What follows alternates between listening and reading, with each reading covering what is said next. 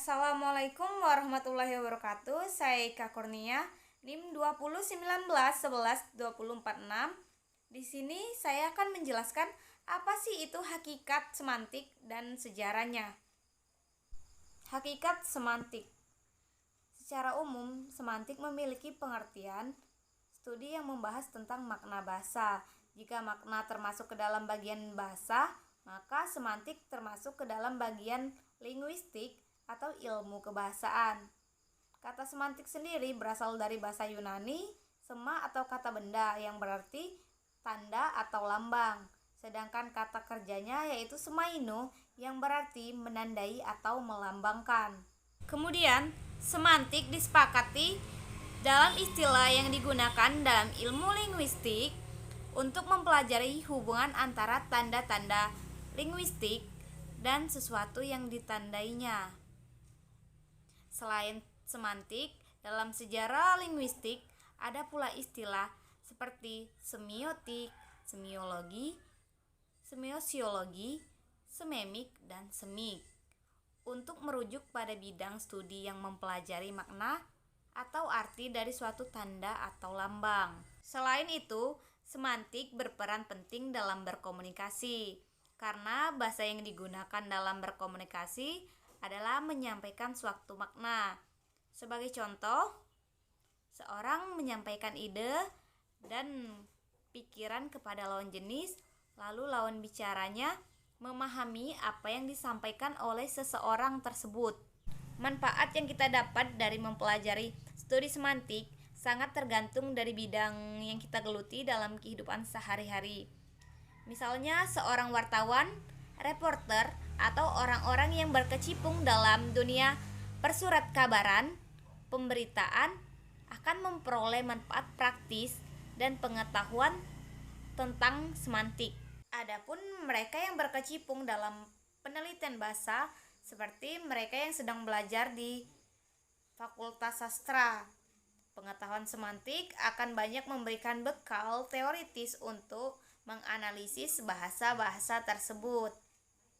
Selanjutnya, semantik bagi masyarakat awam tidaklah diperlukan, akan tetapi pemakaian dasar-dasar semantik tentunya masih diperlukan untuk dapat memahami dunia di kelilingnya yang penuh dengan informasi dan lalu lintas kebahasaan. Seperti yang sudah saya jelaskan pada bagian sebelumnya, dalam konteks sejarah linguistik selain istilah semantik, dikenal pula istilah semotika yang sering disebut juga dengan semiologi dan semasiologi. Itu merupakan bidang studi yang mempelajari makna dari suatu lambang atau tanda pada objek cakupan yang lebih luas, yakni mencakup lambang atau tanda pada umumnya. Untuk menambah pemahaman dan wawasan, perlu kiranya kita memahami perbedaan antara lambang dan tanda. Lambang adalah sejenis tanda yang dapat berupa bunyi, warna, gerak-gerik anggota tubuh, dan sebagainya yang secara konvensional digunakan untuk melambangkan atau menandai sesuatu tersebut. Sejarah semantik.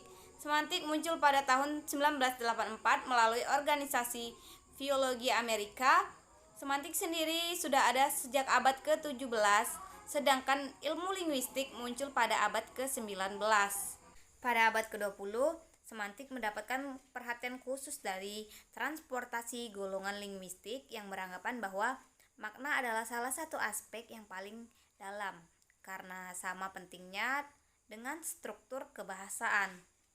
Historis semantik sendiri cenderung mempelajari semantik yang berhubungan dengan unsur-unsur luar biasa dengan perubahan makna melalui logika, psikologi, dan sebagainya. Semantik juga berkembang dalam 3 masa. Satu, masa pertama, yaitu masa yang meliputi setengah abad. Masa ini dimulai dari pernyataan Plato, yakni bunyi-bunyi bahasa secara implikasi mengandung makna tertentu. Selanjutnya ada masa kedua. Masa ini semantik dikenal sebagai ilmu murni historis. Pendapat juga mengatakan bahwa semantik ialah unsur yang luar biasa.